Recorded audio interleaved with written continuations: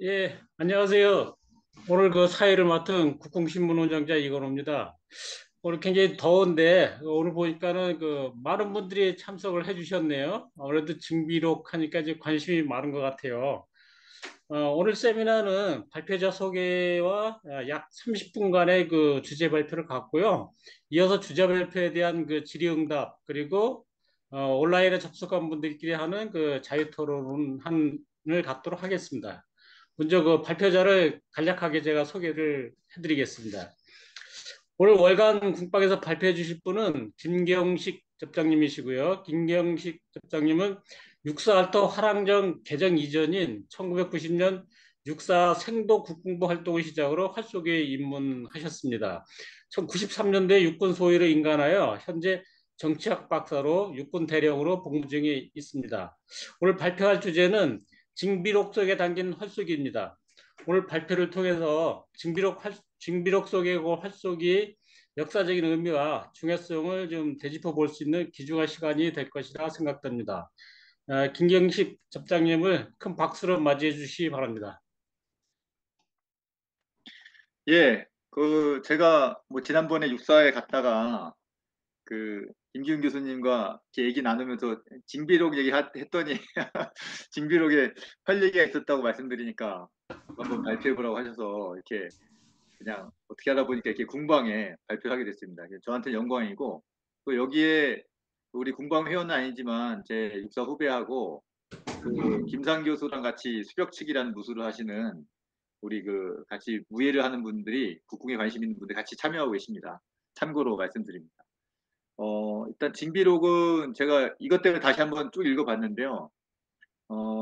저는 사실 2010년, 2008년 그때 한번 읽었었는데 굉장히 저한테는 그 전쟁의 현실을 굉장히 잘 그려낸 글이었다고 기억을 하고 있습니다. 거기서도 활 얘기도 많이 나와서 굉장히 인상 깊게 각인되어 있는데 이번에 읽으면서 다시 한번 읽어보니까 역시 명작은 읽으면 읽을수록 또 다른 생각을 갖게 한다는 것이 맞는 것처럼 또 많은 생각을 하게 하더라고요. 그러면서 지금부터 징비록에 대한 이야기, 활의 이야기를 하는데 그러다 보니까 임진왜란 전체에 대한 이야기를 안 할 수가 없더라고요. 그래서 임진왜란 전체사를 한번 꿰뚫어 봤습니다. 그리고 정리하는 과정에서 김준 교수님께서 또 잘 정리된 자료를 주셔서 그런 자료도 같이 함께 활용해서 이곳에 포함시켰습니다. 순서는 징비록부터 임진왜란 경과를 간단히 설명드리고 징비록에 나와 있는 기록된 주요 활 이야기, 활을 어떻게 써서 싸웠는가. 그다음에 유성룡이 가장 한탄을 하면서 했던 것이 우리의 지형과 활을 어떻게 연계시켜야 되는지를 굉장히 강조하면서 글을 썼습니다.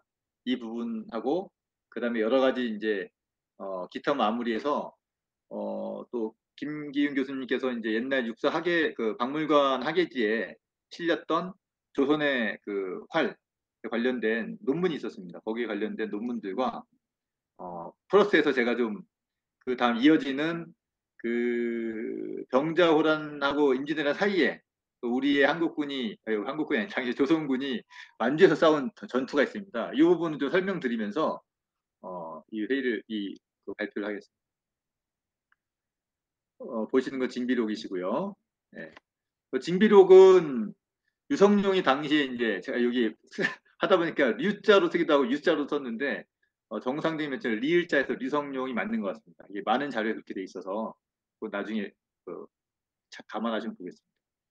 징비록은 국보로 되어 있고 유성룡은 임진왜란 당시에 전시 총사령관이었습니다. 총사령관 역할은 도체찰사 역할을 했기 때문에 모든 정보가 유성룡에 집중됐고 유성룡이 그 명나라와 또 협상과 명분에 대한 운용까지도 나라를 대표해서 했습니다. 그래서 지금으로 말하면은 연합군 사령관, 사령관이 뭐 조선군의 어떤 총사령관 역할을 했다라고 보시면 되겠습니다.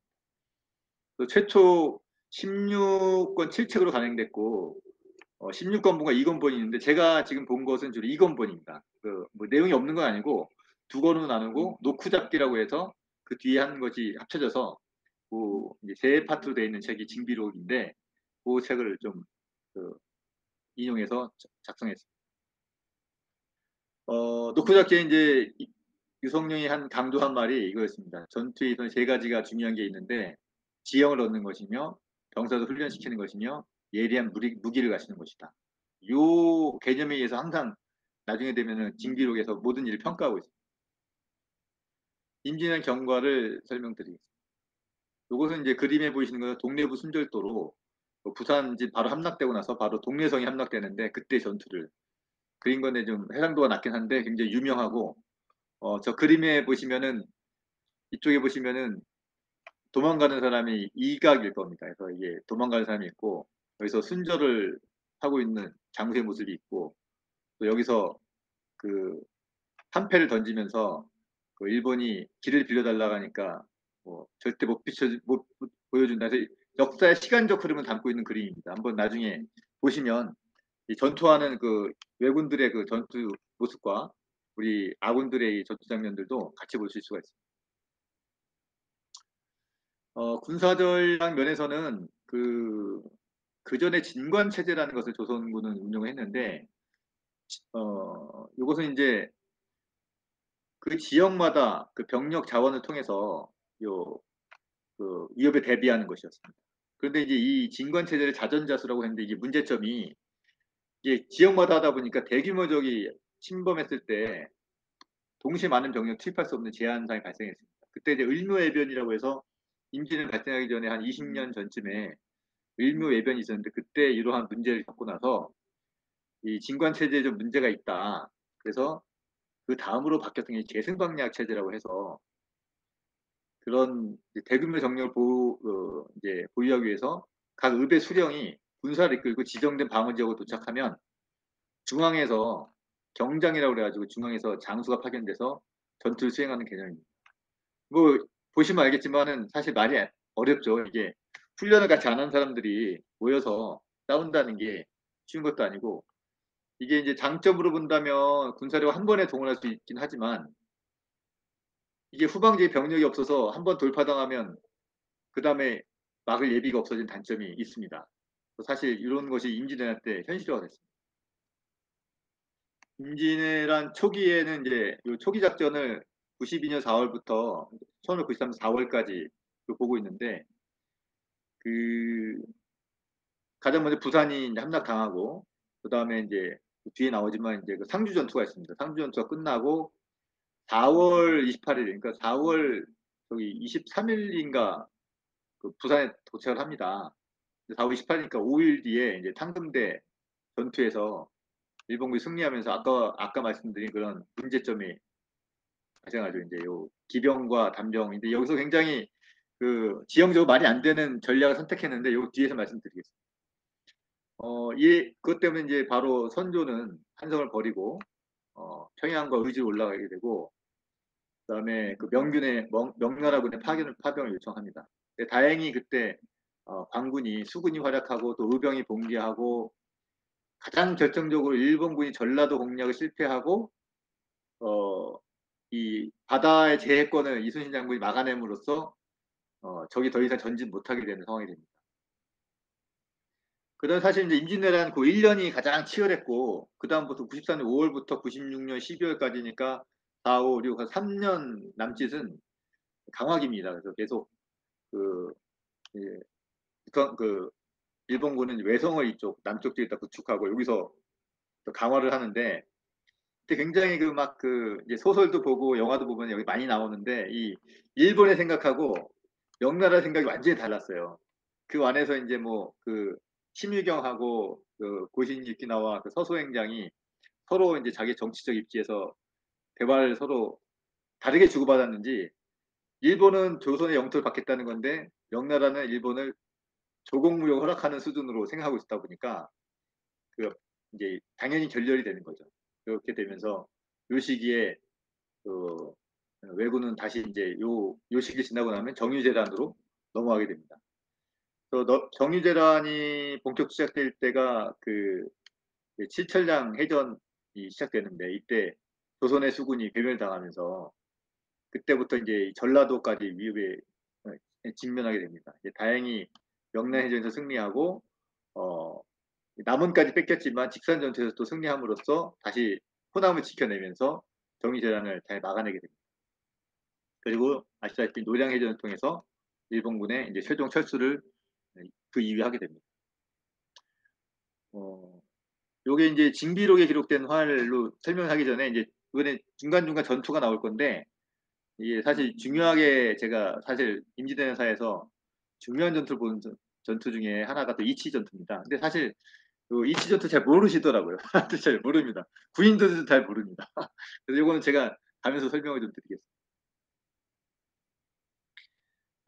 요 김성일은 잘 아시죠? 그때 그 임진왜란 나기 전에 김성일과 그 또 한 명의 그 이제 그 두 재상을 왕이 선조가 일본으로 보냅니다. 그래서 이제 한 명 제 이름 생각 안 나는데 그 사람은 와서 일본이 쳐들어올 것 같다고 했는데 김성일은 시대요시의 상을 보니 그렇게 뭐 대범한 사람도 아닌 것 같고 안 쳐들어올 것이다 이런 얘기를 했던 사람입니다. 그런데 이제 그 이후에 김성일은 자기의 그런 잘못을 만회하기 위해서라도 굉장히 열심히 용감하게 싸웁니다. 여기 내용을 보시면 이때가 언제냐면은 상주 전투 막 일어나고 그러니까 5월달, 4월달 그때입니다. 이제 그 임전 시작하자마자 김성일이 나가다 외적과 마주쳤는데 장소 병사에 도망가려고 하니까 말에서 직접 내려 접의자에 앉아 꼼짝도 하지 않으면서 중간에 이종윤을 불러 말하였다. 너는 용사다. 적을 보고 먼저 달아나서는 안 된다. 그때 한 외적이 철가면을 쓰고 칼을 휘두르며 돌진해 왔다. 이종인이 말을 달려나가며 화살 하나 쏘아 꼴꾸러뜨렸다. 그러더니 적을 나오지 못했다. 이게 이제 사실 징비록에서 처음으로 나오는 활로 싸워서 승리한 장면입니다. 그래서 제가 이걸 넣었는데 그게 그런 불안한 감정에서 나가면서 말을 달려나가면서 화살을 쏴서 한 방에 사실 그 적의 이제 그 전력을 거꾸로 뜨린 거잖아요. 그래서 상당한 실력이다 이것도. 활 쏴본 사람 제 입장에서도 그 생각이 들었어요. 이거 포함시켰어요.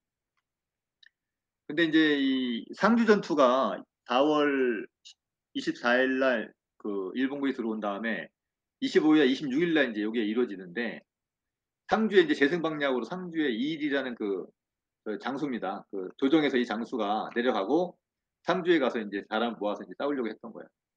그래서 딱 지내치고 있는데 거의 모인 사람이 어떻게 했습니까? 그 당시에 그 재승방략은 그 마을마다 사람 모았는데 이게 다 뭐 당군수포로 다 빠져나간 사람, 그 다음에 뭐 누구 대신 군역 살고 있는 사람 이러다 보니까 제대로 훈련받은 사람도 없고 그냥 다 오합지졸이었다고 합니다. 어, 어디를 확인하러 보내니까 군관이 말을 타고 가던 중에 다리 아래 숨어있던 외병이 조총으로 군관을 쏴서 말에서 떨어뜨리고 머리를 베어 달아났다. 이것을 보고 기세가 꺾이고 말았다. 잠시 후 조총을 10여 발을 쏘자 총이 맞은 자들이 즉시 쓰러졌다. 일이 급히 군사를 불러 활을 쏘게 했지만 화살이 겨우 수십 풋밖에 떨어져 적을 죽일 수 없었다. 그리고 이 일은 도망쳤다. 이런 내용이 나오거든요. 그래서 얼마나 훈련이 안 됐는지 화살이 있어봤자 그걸 훈련 안 한 사람이 저희 같이 활 쏘는 사람들은 알지 않습니까? 이게 쉬운 게 아니라는 거를. 굉장히 훈련이 안 됐고 문제가 있었던 상황이다. 이게 이제 두 번째로 사실 징비로 나오는 활의 이야기. 그러면서 이제 저희 그 왕이 저 의주로 막 평양으로 가서 평양성에서 이렇게 막 가고 있을 때 그쪽으로는 소소행장 그러니까 고신이 유키나와가 일로 왔고 함경도 쪽으로 저기 갔습니다. 그 가토 기요마사 가등청정이라는 인물이 그쪽으로 와서 그쪽으로 분탕질을 했거든요. 그때 이제 북도라고 하면 이제 함경북도 얘기하는 겁니다. 북도는 함극함이라는 사람이 길주 해정창에서 외적을 만났는데 당시 이제 함경도의 사람들은 말타기 활동이 잘했기 때문에 굉장히 좌우로 번갈아 나가서 말을 달리고 활을 쏘니 외적이 버틸 수 없었다. 물러나 창고 안으로 들어갔다. 그럼 사실 여기선 그때 이제 날이 저물어가지고 군사들은 좀 쉬었다가 다시 싸우려 했는데 한극함은 공을 세우고 싶어서 말을 듣지 않고 군사를 지어 그들을 포위하였다. 이런 말이 나옵니다. 가장 안타까운 부분인데 그래서 결국은 외적들은 창고 안에 곡식을 내어 상처럼 쌓고 화살과 돌을 피하면서 그 안에서 조총을 많이 쏘았다. 그래서 우리 군대가 결국 무너지고 말았다. 이런 기록이 나옵니다. 이 사실 이제 병법으로 보면 이때는 이제 화공을 써서 여기 창고를 불태우거나 했었으면 되는데 당시에 우리 지휘관들은 그런 생각이나 경험이 많이 부족했던 것 같아요. 이제 배와 활을 이용한 전투가 있길래 한번 제가 해봤습니다. 이게 이제 평양성 전투 때 1차 평양성 전투라는 것은 이제 평양성 방어할 때입니다. 처음에 평양성 뺏기지 않거든요. 그 대동강을 앞에다 두고 이제 저희가 싸울 때 당시 조총에 대한 얘기가 나는데 조총을 쏘니까 거의 천여 보가 날라왔다고 표현이 나옵니다. 그러니까 이제 강 넘어서 쐈는데 그 성 안에까지 들어왔으니까요. 그래서 그날 유성룡이 군관 강사에게 방패로 맞고 편전을 쏴서 화살이 모래사나 이르니까 외적들이 도망갔다. 이런 내용들이 나오고 그다음에 뭐 화전을 쐈다 이런 얘기가 나옵니다. 그다음 여주 전투가 동시에 이제 이쪽 그 한강 쪽에서 여주 전투가 있었는데 이천부사 변흥성이 배에다 사수를 싣고 짙은 안개를 이용해서 여주에 가서 외적을 죽인 것이 매우 많았다 이런 얘기가 나옵니다. 그래서 안개와 그 배와 이런 걸 이용해 가지고 그 활을 사용했던 그런 기록이 있습니다. 이때 이제 임진왜란 때 활의 운영에 대해서 유성룡은 이러한 견해를 보였습니다. 그 조총의 힘과 명중률은 화살보다 몇 배나 된다. 아주 객관적 평가한 겁니다. 우리가 평원의 넓은 들에서 만나서 서로 싸운다면 대적하기 굉장히 어려웠을 것이다. 그러나 지형을 택하여 산이 험준하고 숲이 우거진 곳에서 사수를 분산, 매복시켜서 한다면 비록 그들이 저런 조총과 창검이 있다 하더라도 무용지물 될 것이다. 그러면서 본인이 그 다음에 예를 듭니다. 지금 하나의 예를 들어서 증명하겠다. 요 고향에서 이노라는 사람이 있었는데 이 사람이 활을 좀 잘 쐈다고 합니다. 그때 이제 창릉과 경릉이가 지금 덕양하고 서울릉 안에 있었는데 외적들이 그때 와서 골짜기 가득 찼다라고 표현을 하고 있습니다. 이노 등은 이제 등나무 덩굴로 이제 숨어서 있는데 외적들이 막 수색을 하고 다니고 있었다고 합니다. 거기서. 근데 이노가 갑자기 화살을 쏘자 외적들은 활시 날 때마다 거꾸로졌다. 또 장소를 옮겨서 여기 번쩍 저기 번쩍하며 하니까 외적은 화살이 날아오는 것을 예측할 수가 없어서 이때부터 외적은 이르는 곳마다 숨만 보면 멀리 달아나 피했고 감이 오지 못했다. 여기서 이제 중요한 말 하는데 이것을 지형을 얻느냐 못 얻느냐에 따라 성공과 실패가 결정된다라는 점을 강조했습니다. 그러면서 제가 지형과 활이라는 파트를 이제 이렇게 넣었는데 그러면서 이제 그 유성룡이 다시 한번 그 말과 이어져서 이 말을 합니다. 외적이 상주에 있을 때 칠립이 만약에 이제 그 탄금대에서 싸우지 않고 조령이라고 있거든요. 그 앞에 문경세제. 조령과 그 토천이라는 것은 이제 그 탄금대 쪽입니다. 그래서 30여리 사이에 그냥 토천은 저쪽 고모산성이라고 해서 옛날 신라 시대 때 산성이 있고 그 뒤에 조령이 있고 그 뒤에 탄금대가 있습니다. 활손 사람 수천 명 매복시켜서 외적이 우리의 군사를 모르겠다면 적을 제압했을 것이다. 그런데 그 험한 요새를 버리고 평지에서 싸웠으니 패배는 당연했다. 그 다음에 이제 그렇게 하면서 그 설명하기를 문경의 남쪽 시별이 있습니다. 토천 얘기하는 겁니다. 공호산성이 있는데 두 골짜기가 마치 묶어놓은 듯하여 큰 시내가 두르고 길이 그 아래로 나 있었다. 근데 외적이 그곳을 지켜보고 두려워서 몇 번 보냈으나 사람이 없는 것을 보고 아주 기뻐하며 지나갔다. 그러면서 이제 신립에 대해서 평가를 하는데 신립은 비록 날씨와 당시 명성이 있었다. 제가 나중에 설명하겠습니다. 신립이 이제 이렇게 큰 장수가 됐던 게 그 북도에서 그 어떤 적이 이제 그 북방의 여진족들을 갖다가 싸울 때 10여 개 말을 타고 이제 기병장수입니다. 말을 타고 가서 우리 백성들 구출해 오거든요. 그게 이제 되게 소문이 나가지고 승승장구해서 이제 진급을 한 분입니다. 근데 전략은 그게 장점이 아니었다. 비록 날쌔지만 옛사람이 말하기를 장수가 병법을 모르면 그 나라를 적에게 주는 것이다. 라고 하였다. 라고 하면서 한탄하는 글을 썼습니다.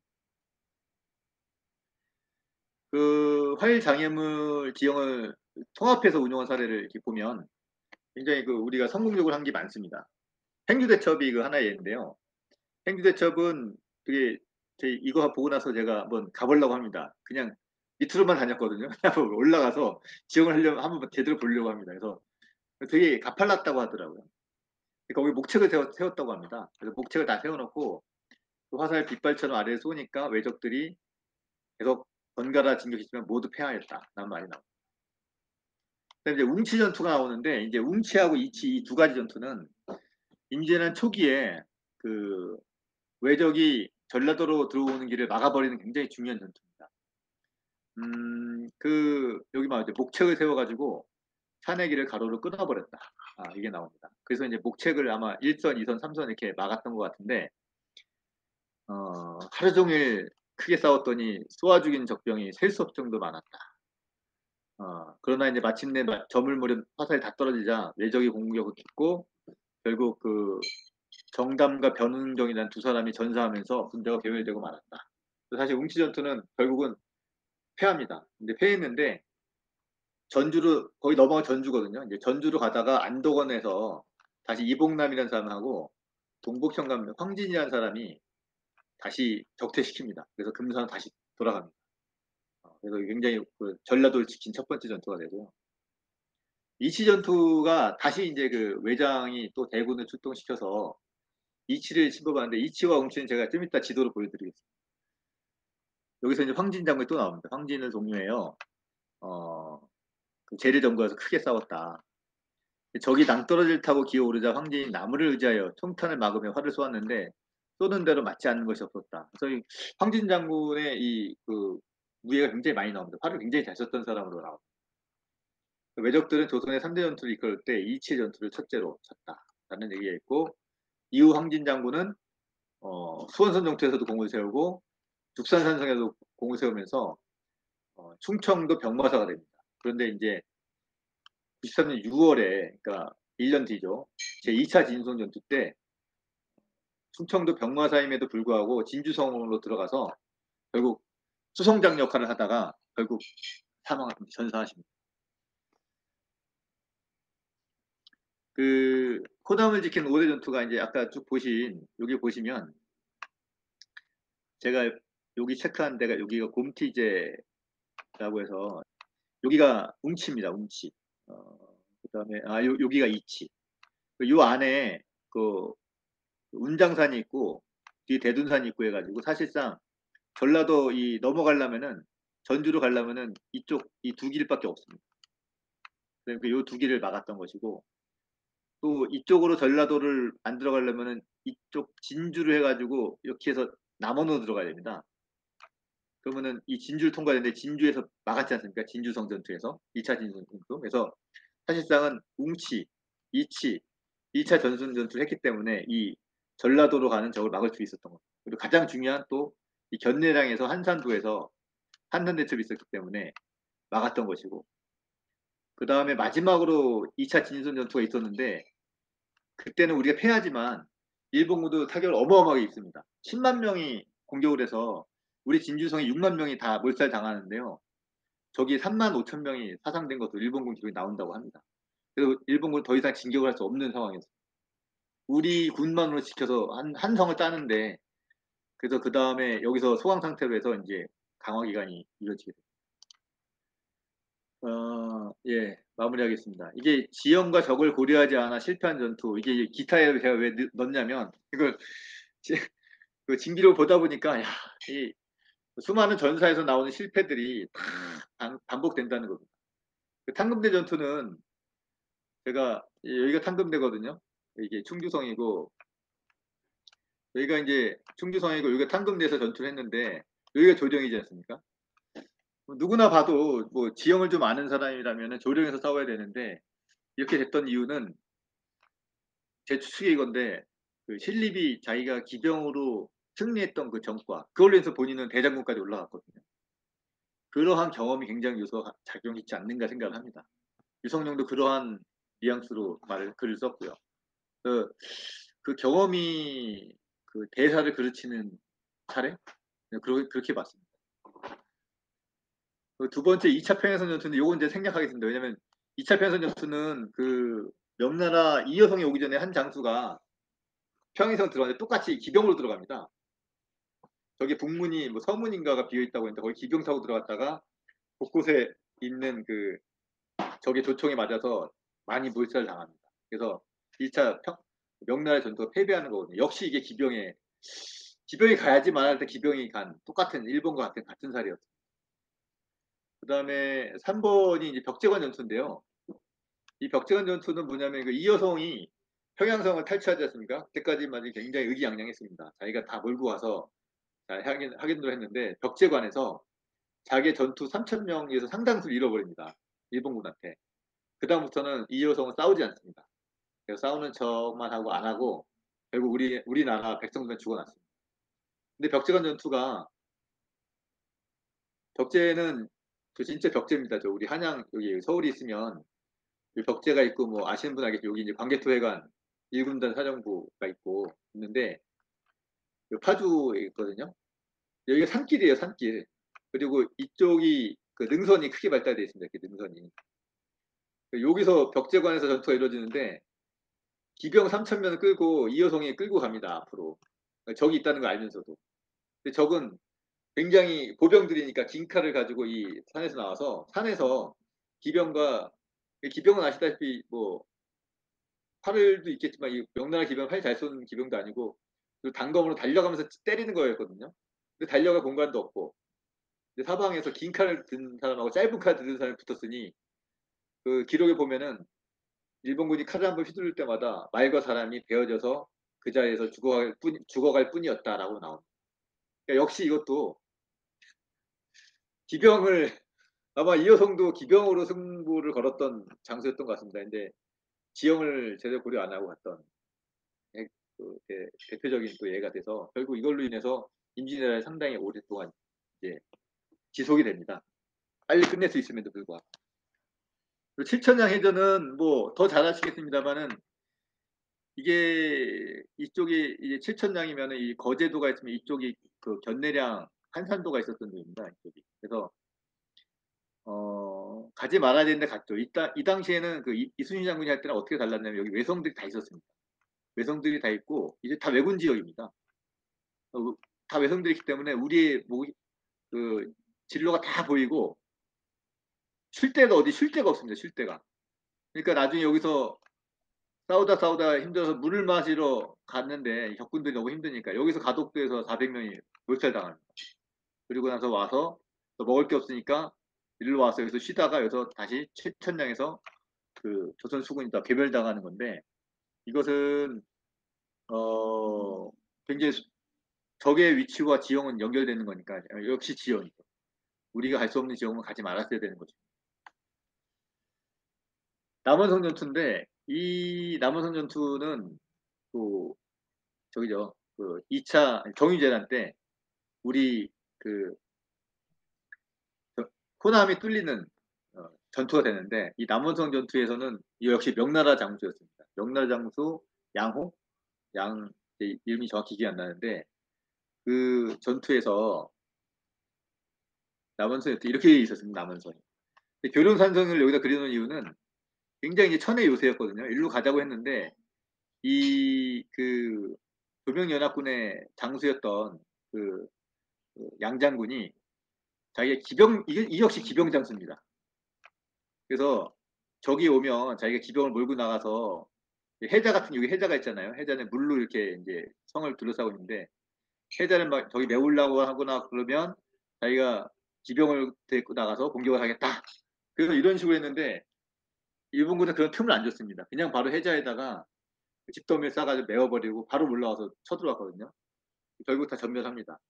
그리고 남은 성도 잡고 여기서는 기병이어서 싸울 게 아니었고 정말 궁수하고 화포와 이런 거 싸워야 되는데 역시 본인의 경험으로 인해서 그 하나의 큰 대사를 거쳤던 이 5개 전투가 제가 보니까 제 눈에 이렇게 제가 판단돼서 한번 정리했습니다. 그 다음에 이제 우리 그 제 참고문헌에 보면 강성문 교수가 쓴 조선시대 활의 군사적 운용이라는 책이 있는데 거기에 보면은 그 내용이 나옵니다. 임진왜란을 통해서 질사법이라는 게 생겼다. 그래서 이제 궁시병을 세 집단 나눠가지고 잇따라 화살 쏘는 거, 또 등사법. 우린 주로 이제 원사로 많이 지금도 우리가 탈퇴해서 원살 쓰듯이 원살 주로 했는데 30보 이내에 접근했으면 쏘도 통제하면서 정말 근사법을 하고 화살이 부족했기 때문에 최대한 절제했다. 이런 것이 굉장히 그 강조돼서 활의 전술적 운영이 변화가 있었다라는 말이 강 교수님의 논문에 나옵니다. 그다음에 이제 제가 그 이후에 좀 더 살펴보니까 이제 삼수병 체제가 이제 임진왜란 때 도입이 됩니다. 그 유성룡의 징조를 봐도 이제 53년에 훈련도감을 설치하고 척계강의 기후진술에 근거한 삼수병 체계를 도입하겠는데 산수가 이제 팔 쏘는 사람 사수, 그 조총 쏘는 사람 포수, 그다음에 이제 칼과 창, 낭선 이런 걸 쓰는 이제 살수로 구분이 되는 겁니다. 여기 이제 척기광의 기호신서가 절강정법이라고 해서 왜구를 상대로 하는 그 책이거든요. 그러다 보니까 외적들하고 싸울 때 유용하다고 해서 이게 쓰였던 거죠. 근데 요 삼수병책은 조선 말 때까지 유지가 되는 것으로 보입니다. 그래서 이제 조총이 되게 위력적이잖아요. 그 훨씬 강하고 훈련시키도 좋고. 그럼에도 불구하고 활이 조선 군제 일부로 유지된 이유는 무엇이냐? 이런 질문이 있을 것이다. 이렇게 이제 얘기를 하시길래 교수님께서 그래서 제가 찾아보니까 이게 화포는 이제 비바람 등 기상 악화에 사용이 상당히 제한이 됩니다. 그래서 그 제가 뒤에 이제 나올 거는 1619년 명청 전쟁 시에 이제 우리 지원군으로 그 이제 18,000명의 조선군이 참전을 합니다. 그때 이 문제가 생겨가지고 그 우리가 졌다라는 내용이 나오거든요. 요게 이제 그 내용인데, 요게 이제 조선왕조실록 광해군 11년에 나온 내용인데, 만주벌판에서 이제 김응하가 전투를 한 겁니다. 일단 적의 대군이 일어서 명나라 같이 명나라만 싸우는데 명나라군은 다 이제 뭉개져 버렸습니다. 명나라에서 철기가 이제 그, 그 누르하치의 강한 군대였거든요. 철갑옷을 입고 말 타고 들어오는 이 철기가 해서 그 명나라 전군이 다 죽었고 우리나라 좌영 우영 중앙군이 있었는데 좌영의 김응하가 들판에 포진하고 말을 막는 나무를 설치하였으나 군사는 수천에 불과했습니다. 그래서 화포를 쏘도 명했는데 적의 기병 중에서 탄원에 맞아 죽은 사가 매우 많았습니다. 그래서 상대 성공적이었던 거죠. 화포가 처음에. 근데 갑자기 적이 후퇴하는 순간에 서북풍이 불어와서 먼지와 모래로 천지가 깜깜해졌고 화약이 날아가 불이 꺼져서 화포를 쓸 수가 없었습니다. 그 틈에 철기가 짓밟아진 바람에 좌영의 군사가 마침 패하여 거의 다 죽고 말았습니다. 응아는 큰 화를 쏘다가 죽었는데 이 다음 얘기고 그래서 결국은 이 바람과 여기에서 화약이 날아가 버리니까 못 쓰는 거거든요. 참고로 한번 이거 보십시오. 이거 나중에 링크 걸어놨으니까 이때 장면이 나오는데 이게 국립진주박물관에서 되게 단편 영화를 만들었는데 되게 고증을 잘했습니다. 활에 대한 자세도 보시면 다 옛날 사법이 그대로 나오고 고증 하나에 하면서 다 만들었는데 당시에 그 화포가 바람으로 인해 가지고 못 쓰게 되는 그리고 철기한테 짓밟히는 장면을 다 묘사해놨거든요. 이건 제가 지금 안 되니까 유성룡이 한탄하기를 병법은 형세가 없으므로 상황에 따라 적절히 대응하면서 나가고 물러가야 합쳐야 되는데 이것은 다만 장수에 달려있을 뿐이다. 오직 장수의 재질을 가진 사람을 얻어야 되는데 임진왜란 당시에 수군 장수는 박홍과 원균이었고 육군은 이각과 조대곤이었는데 제목이 아니었다. 그리고 당시에 각자 그 권한을 가져가지고 마음대로 결단할 수 있어서 통제되지도 않고 속하지도 않았다. 그런 이제 주역에 보면은 시체를 술에 싣고 싣는다라는 이제 경고 문구가 나오는데 이것을 범하였다. 많은 사람이 죽었다는 얘기죠. 이 한탄을 하면서 유성룡은 자기의 기록을 마치고 있습니다. 한번 생각해 볼 것으로 지금까지 보셨지만 임진왜란의 좀 처참한 장면을 제가 최대한 빨리 해가지고 얼마나 이거를 느끼셨는지 모르겠습니다. 네, 저 그거 하나 읽을 때마다 예나 지금이나 전쟁의 속성은 변하지 않았고 그 준비 하나 까딱 잘못하거나 머리 한번 잘못 쓰면 그냥 성이 날아가 버리고 정말 그렇거든요. 뭐 그런 것을 많이 느꼈습니다. 그런 이제 우리 화려의 군단 극복과 연계성, 그다음에 현대인의 국군의 의미, 국궁에 있어서 현대인에 대한 의미 이런 부분들 좀 생각할 필요가 있고 결국은 조총이 엄청 우리 보는 장점이 있지만 우리도 어떤 지형과 결합하면은 굉장히 상쇄할 수 있어요. 아까 또 포도 바람에 약하지만 또 활은 또 바람에 강하고 또 활의 단점을 또 통포가 이제 보완할 수 있고 이런 것을 할 수 있다는 것이 세상 일이 다 마찬가지 아니겠습니까?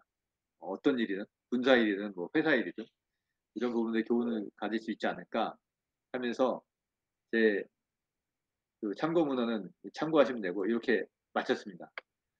이것으로 발표 마치겠습니다. 수고하셨습니다. 네, 수고하셨습니다. 그 짧은 아이고. 시간에 너무 많은 얘기를 해주셔갖고 특히 그 어떤 그 임진왜란 시기의 그 활쏘기를 아주 구체적으로 알려주신 최초 사례인 것 같아요. 저희들한테는요. 네, 다시 한번 감사드립니다. 그리고 지금부터는 뭐 발표자님한테 그 여쭤보고 싶은 내용이 있으면은 화면으로 뭐 표시를 하시든가 아니면 먼저 그냥 말씀을 음소 제거를 하셔갖고 그 말씀을 하시는 게 좋을 것 같아요. 그럼 제가 먼저 제 사회자이긴 하지만 아, 제가 먼저 질문을 좀 해보겠습니다. 어떤 그 이번에 그 이번 세미나에서 이제 그 실제 그 임진왜란 당시 활쏘기가 어떻게 운영됐다는 걸 이제 그 징비록 속에 있는 내용을 토대로 말씀을 하셨잖아요. 근데 이제 그러면 실질적으로 조총하고 우리 조선시대의 우리 화로구는 또 실전성과 성능을 그냥 단순하게 비교가 가능한 건지 아니면은 어떤 운영 측면에서 운영하는 측면에 따라서 이게 그 무기로서 이게 실전성과 성능이 달라지는 건지 그런 거는 좀 굉장히 좀 궁금합니다. 아, 예. 뭐 제가 아는 한도 내에서 지금까지 이제 자료가 이런 걸 보면 굉장히 조총은 모여서 유선용도 얘기했지만은 벌판에서 모아서 쐈을 때 굉장히 굉장히 큰 위력을 냈습니다. 사실 이제 도요토미 히데요시가 일본을 평정했던 게 그 3단 사격법이었거든요. 예전에는 이제 여러의 그 군주들이 조총을 쓰기도 하고 이제 기병도 쓰고 다 썼는데 도요토미 히데요시 바로 전에 있는 오다 노부나가가 전술을 개발합니다. 이제 조총의 단점은 한번 쏘고 나서 이거 화약을 재장전하고 막 누르고 하는데 그 시간이 한 1분 30초, 3분 정도 뭐 1분 53분이 걸린다는 겁니다. 그러면 그때 기병이 와서 짓밟아 버리면 다 죽어버리거든요. 그래서 사실 전국 시대에도 조총이 그렇게 크게 못 떴는데 그 오다 노부나가 그걸 이제 상쇄시키는 걸 합니다. 그 총을 갖다가 500정이었던 걸 1500정으로 늘리고 3단 화법을 바꾸면서 앞에서 1열이 쏘고 뒤로 싹 빠져서 장전하는 동안 2열이 나와서 쏘고 또 2열이 장전하는 동안 3열이 쏘고 3열이 쏘고 나면 바로 1열이 자기 와서 해서 계속 연속 사격이 나가게끔 해가지고 그걸로 이제 전국을 제패하거든요. 그 사법을 사실은 이제 이 일본군 자주 온 겁니다. 우리 임진왜란 때도. 근데 임진왜란 기록을 보면 일본군의 군대 편제를 보면 한 20% 정도가 조총 쓰였다. 그 다음에 한 나머지 80%에서 반은 탈수. 그래서 이제 칼을 쓰는 사람, 활도 일부 쓰는 사람이 있었고, 이렇게 구성이 되어 있었어요. 그러니까 조총만으로 싸우는 건 아니었습니다. 근데 이제 그 위력 자체가 소리가 크고 평야에서 집중 사격할 때는 조총만큼 센 게 없었죠. 근데 다만 이제 활은 아까도 이제 얘기했지만 활은 소리가 안 나지 않습니까? 그럼 내 위치가 노출이 안 되는 겁니다. 이게 숲속에서 쏘면은 알 수가 없는 거예요. 조총은 쏘면은 연기가 나고 소리가 나기 때문에 그냥 맞은 쏜데 거기다 집중 사격하면은 적을 잡아낼 수 있는데 활은 뭐 최종병기 활 보셨겠지만은 적이 어디서 나오는지 모르고 당하지 않습니까? 그런 무성 무기로서의 그게 있었고 그다음에 굉장히 빨랐고 어, 또 일본 마찬가지 이제 조총은 비가 오면 쓸 수가 없습니다. 이제 아까 제가 영화를 못 보여드렸는데 보면 당시에도 화약을 올려놓고 이 심지에서 불이 타가지고 타고 있는 불이 땅 때려야지 나가거든요. 일단 불이 타야 되는데 비가 오거나 바람이 불거나 하면 이게 안 돼서 날아가서 안 됩니다, 이게. 그래서 기상과 지형의 영향을 안 받는 거 활은 안 받았기 때문에 그러한 장점에서 활은 포기할 수 없을 겁니다. 예. 그런 장단점이 있었습니다. 네, 고맙습니다. 저도 질문을 하나 해도 네, 될까요? 네, 교수님. 아, 예. 백성님 발표 잘 들었습니다. 어, 전체적으로 이렇게 임진왜란 포함해서 여러 가지 전투 사항을 좀 이렇게 이해할 수 있어서 좋았는데요. 예전부터 궁금했던 건데, 해전에 있어서, 물론 육지에서도, 활하고, 이제 조총하고 비교를 할 수 있겠지만, 해전을 할 때도 활이 조총보다 좀 우수하지 않을까, 이렇게 생각도 되고, 어디선가 한번 들은 적이 있어서, 예를 들어서 우리가 쏠 때, 활은 그래도 145m 이렇게 쏘고 있는데 굉장히 사거리가 100m 이상 됐을 것 같고, 조총 같은 경우는 그러지 못한 사거리가 좀 짧았다고 그런 얘기도 좀 들은 게 있어서요. 해전 때 활로 해가지고 우리가 우세했던 적도 있지 않았을까 이런 생각을 하는데 혹시 뭐 징비록이나 아니면 혹시 그런 내용 알고 계신 게 있으면 해전에서의 조총보다 활의 우수성 뭐 이런 거에 대해서 아시는 거 있으면 좀 말씀해 주시면 감사하겠습니다. 예, 알겠습니다. 잠깐만 제가 그게 보고 있는 책이 여기 이제 제가 책이 보이는지 모르겠는데 여기 이제 삶과 적을 어, 무찌른 일로 아레나이다. 여기 이제 정신세계사에서 나왔던 책인데 이게 이 책이 참 좋은 게 뭐냐면 그 이순신 장군의 전투를 기록했는데 뒤에 이순신 장군이 올린 장계들이 다 나와요. 그러니까 이제 싸우고 나면은 이순신 장군은 장계 하나하나를 내가 어떻게 싸웠습니다를 갖다가 난중일기 말고 그러니까 장계를 올려서 싸운 것을 정부를 올리는데 거기에 심지어 어디까지 나오냐면 누구가 그 막 500명이 싸웠던 500명 이름 다 써놔요. 그 자기 싸운 장. 그다음에 천민 누구와까지 싸웠다가 이제 천민에게 신부까지 다 써놨어요. 제가 썼는데 이제 음, 거기에 보면 그 조총으로 인해서 이제 그 위력을 좀 이렇게 얕게 보시면 안 되고 먼저 조총에 대해서 먼저 말씀드리면은 그 대조총이라는 게 또 있습니다. 여기 보면은 이제 그 난중일기에서 나오는데 조총 중에서도 큰 조총이 또 있습니다.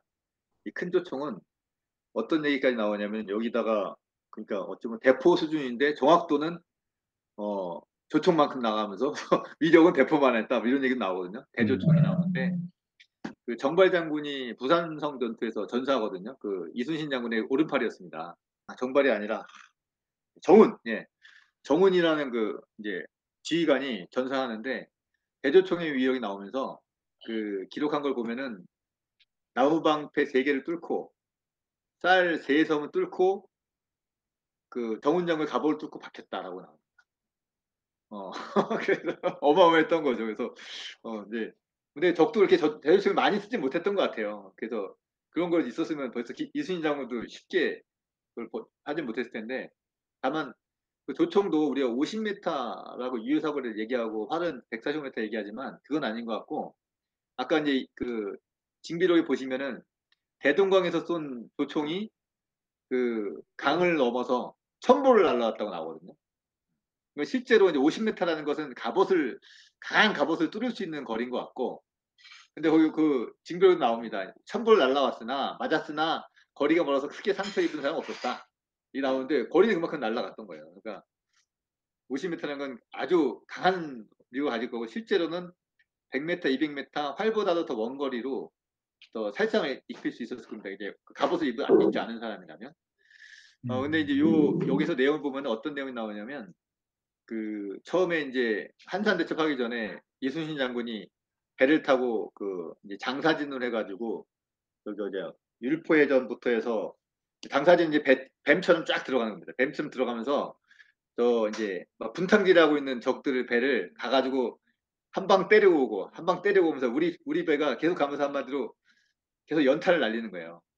근데 연타를 날릴 때 화전과 불화살을 어, 그 한꺼번에 쏘아 부었다라고 나오거든요. 그러면서 적의 배를 불태웠다라고 하는 얘기가 계속 나옵니다. 장기에서 보면은 사실상 적의 배를 불태울 때 많이 썼던 것 같아요. 우리 화도.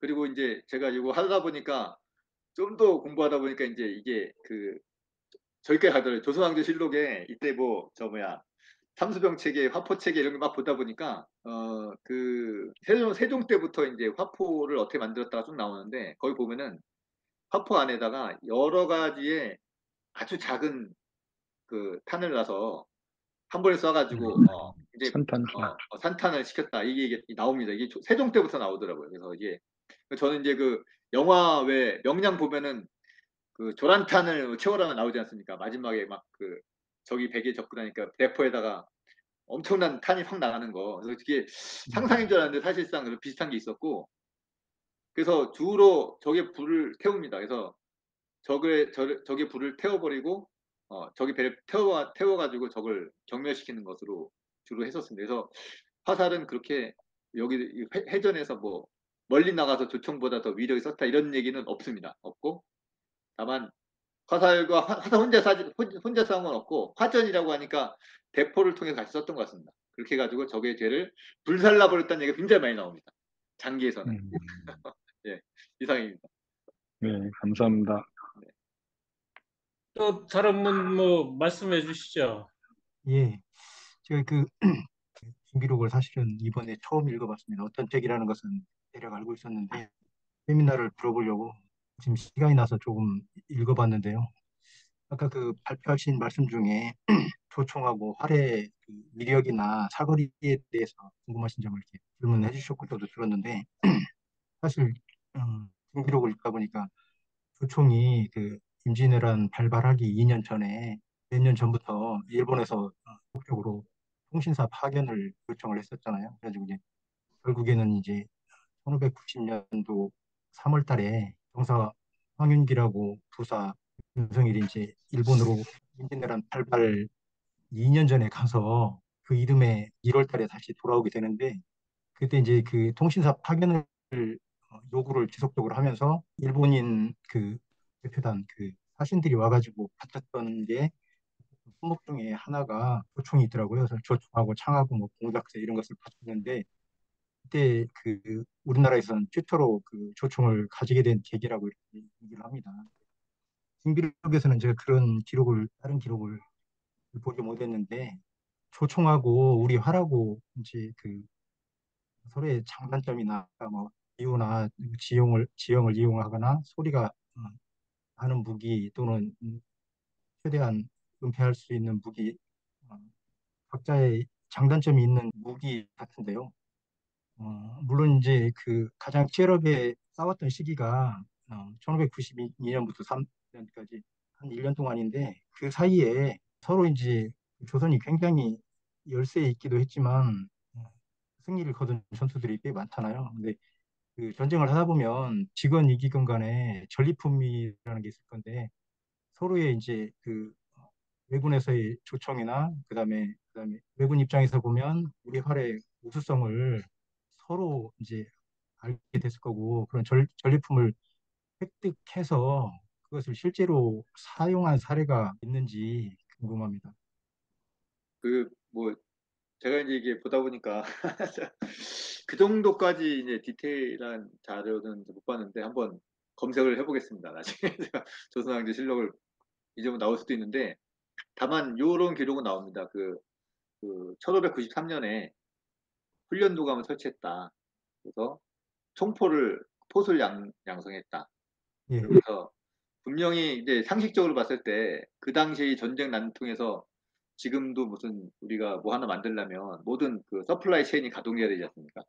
뭐 볼트 하나, 너트 하나도 다 공장이 있어야 돌아가는 건데 그런 게 있을 리도 없었고 예, 그러면은 결국은 전리품을 썼을 것 같은데 거기 이제 전리품 얘기는 안 나오고 이 얘기는 나옵니다. 그 이제 염초가 많이 필요해서 저한테 내통했다고 해서 죽이려고 했던데 이제 염초를 잘 만드는 장인을 너 살려줄 테니 일로 와서 염초 만들어 해가지고 그 훈련도감에 와서 염초를 만들고 그 염초로 총 쏘는 훈련 시켰다 이렇게 나오는 거 보니까 추정컨대 제가 볼 때는 그 난리 와중에 그 총기를 제작할 수 있는 뭐 그 능력을 갖출 수 없었을 겁니다. 그래서 예. 그거를 사오든가 아니면 전리품을 썼을 것 같고 그 부분은 제가 뭐 확신은 아니지만 그냥 추정하는 정도로 말씀드리겠습니다.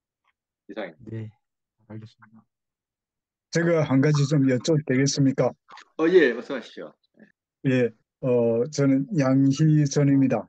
여기, 전에, 제가 그 난중일기 속에 그 활을 한번 이렇게 쭉 한번 그 뽑아봐서 읽어봤습니다. 그런데 요번에 이제 요 발표 기회를 이제, 어, 참에 이제 그 징비록을 읽어보고 징비록 속에서의 또 활, 이렇게 있는데, 음, 이제 육상에서는 주로 전투의 활에 어떻게 이용됐는지 이번에 그래 발표를 했고 또 전에 그 난중일기 속에는 이게 활에 그게 그뭐 편사라든가 그 부하들하고 같이 나누어서 부하들 위로하는 자리 그 활을 통해서 그런 것도 있고 실제 그 당포해전 같은 경우에 보면은 그 저 적장을 활을 쏘아서 높이 앉아 있는 적장을 세게 때렸다 이런 구체적인 기록이 나오더라고요. 그래서 음, 이제 육상에서의 활의 역할, 그다음에 해전에서의 활의 역할 같이 하면은 과연 진짜 그 국난 극복에서의 활의 역할이 좀 더 되지 않나 그런 생각이 들어서 한번 어쩌신지 여쭤보고 싶습니다. 아, 그 말씀은 저보러 한번 더 발표를 하라는 뜻 같은데 그러면 저도 예 이것을 읽다 보면 그 계속 연결이 안 될 수가 없습니다. 그 해전하고 육전은 연결되고 방금 말씀 이제 당포해전 저도 인상 깊게 읽었는데 아까 말씀 그 책에서 보면 장계를 올린 거 보면은 거기서 이제 이순신 장군이 이제 그 막 배를 부수고 있으니까 거기 한 일본 장수가 거만하게 딱 나타나서 아무런 배짱 좋게 서서 어 거만하게 내려다보더라. 그래서 그걸 활로 쏴주겠다라고 나오거든요.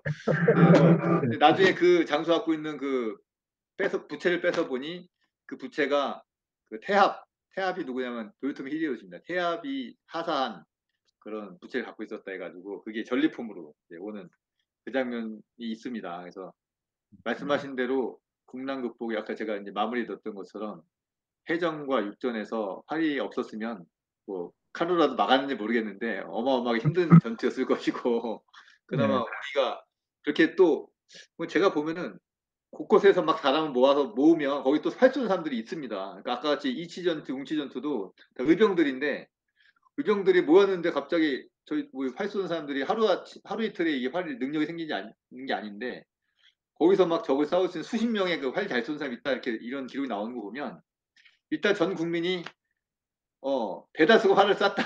그것밖에 네, 그러니까 가능했던 거라고 저는 생각을 합니다. 예.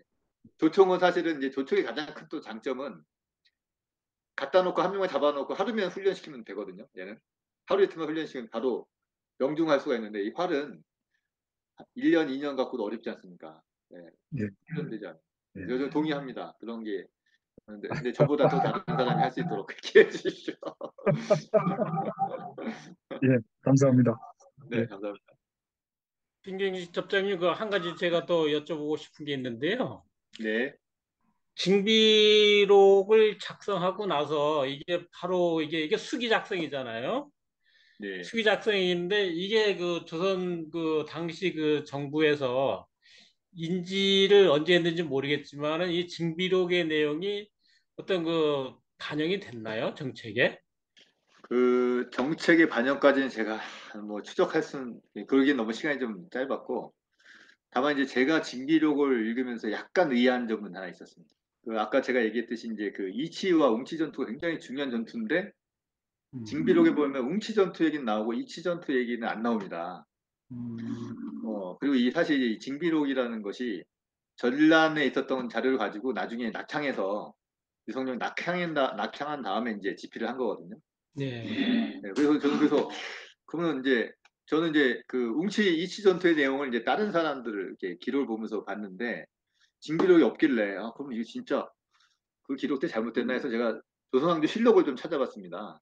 아까도 보셨겠지만 조선왕조 실록에 보면 또 굉장히 이치 전투가 자세히 나와 있습니다. 그 선조 수정실록에. 그러니까 선조실록은 그 당시 전쟁통이니까 그냥 막 넘어갔는데 수정실록에 되게 자세히 나와 있는데 특히 아까 얘기한 황진 장군 같은 경우는 그 이치전투 공이나 나중에 2차 전투에서 사망하는 것처럼 굉장히 우리 전사에서 유명한 중요한 일을 하신 분이거든요.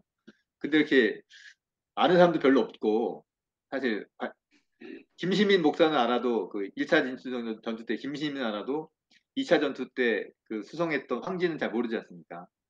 왜 그런가 생각하다 보면 제 추측입니다. 이거 완전히 뭐 제가 유성룡 그 가문한테 괜히 오해를 할 수 있는 것 같은데 유성룡 선생이 서인이지 않습니까? 나중에 알고 보니까 저 이 황진 장군 동인이더라고요. 그래서 아, 그 당파 싸움에 그게 좀 있지 않았나 영향이 있지 않았나 그래서 이게 뭐 굳이 그 칭찬할 수 없었던 어떤 당파적인 분위기가 있었지 않나 이런 생각도 좀 들고 그러니까 역사를 이렇게 오랜 시간이 지나서 사실대로 보기가 참 어렵구나 이런 생각을 좀 했었습니다. 그 정도고 사실은 제가 이게 정책에 반영됐다라는 거 몰라. 그 하나 반영됐다 그러면 실제로 훈련 도감을 이제 도태했을 때 만들었고 1593년에 그때 삼수병 체계 갖춰진 다음에 그 삼수병 체계는 그 조선이 망할 때까지 거의 유지가 됩니다. 네, 그래서 그 체제가 유지된 것은 어느 정도 정책은 반영됐다. 근데 그 이후에 제대로 정책이 반영됐으면 뭐 병자호란을 그렇게 쉽게 예, 쉽게 적겠습니까?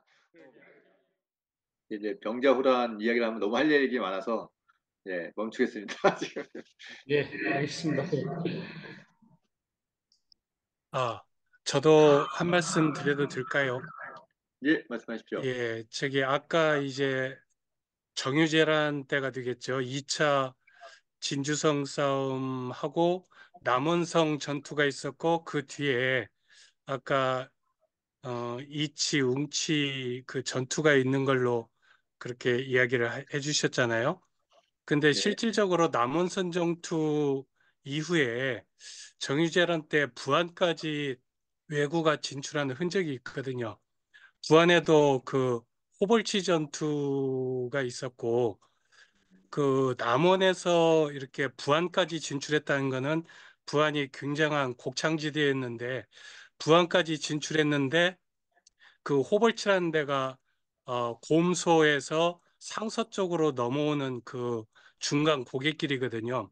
거기에 있는 그 비 중에 하나가 그 소무덤이란 그 비가 있어요.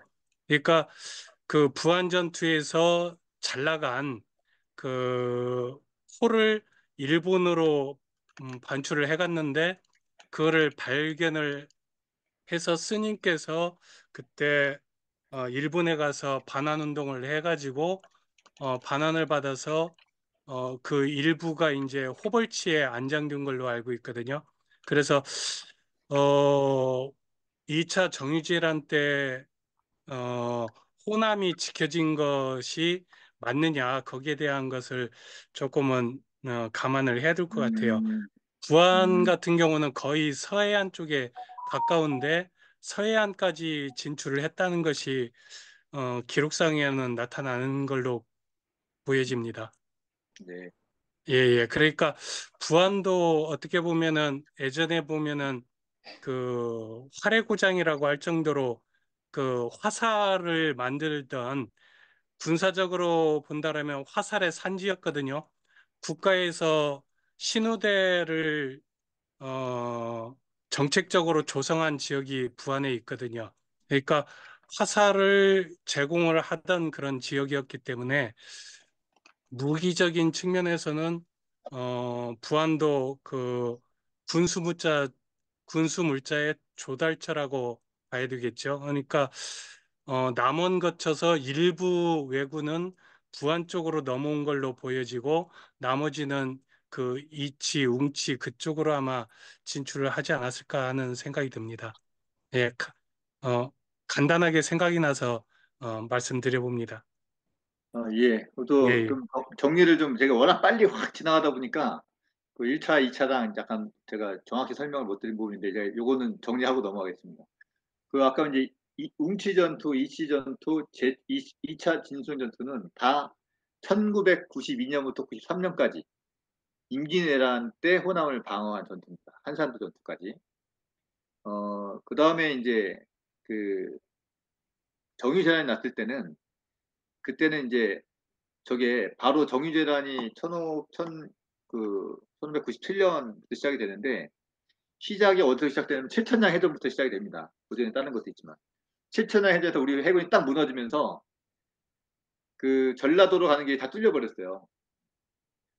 왜냐면 예전에 견내량을 막고 있었으면 배로는 못 들어가지 않습니까? 근데 배가 견내량 자체를 지켜서 한산도의 수군이 다 괴멸되면서 아예 그냥 배 타고 저 남원 여수까지 가서 걸어서 이제 남원까지 올라간 겁니다. 이렇게 여수까지 가서. 그래서 2차 정의재단 때는 막지 못했다. 바로 남원성까지 뚫렸고 남원성 뚫린 다음에 그 위에 전주까지 뚫렸습니다. 전주까지 뚫리고 그러다 보니까 옆에 그 변산반도까지 당연히 갈 수도 있었겠죠. 제가 거기까지는 디테일 안 봤는데 그게 이제 나중에 어디서 막냐면은 건율하고 또 명나라군하고 해서 저쪽에서 그 위에 직산인가에서 전투를 합니다. 거기서 이제 한번 일본군이 패배를 하고 그다음에 명란대첩에서 그 다시 조선 수군이 서해로 진격하는 적에 막으면서 또 보급선이 끊기니까 또 의병들이 또 뒤에서 활동을 또 하지 않습니까? 보급이 굉장히 문제였어요, 왜군들은. 그러니까 다시 밑으로 내려갑니다. 그래서 말씀하신 대로 호남이 털렸던 그 호남이 공격을 받았던 건 맞습니다. 정유재한테는. 그걸 못 막았던 것은 가장 중요한 건 최천양 해전에서 우리 수군이 괴멸됐기 때문에 못 막았었다. 그렇게 보시면은 정확하시겠습니다. 이상입니다. 감사합니다. 네. 아, 제가 그 전투의 연도를 착각한 것 같습니다. 예. 제가 한 말씀 드려도 됩니까? 예, 예, 안녕하십니까. 네, 네, 안녕하세요.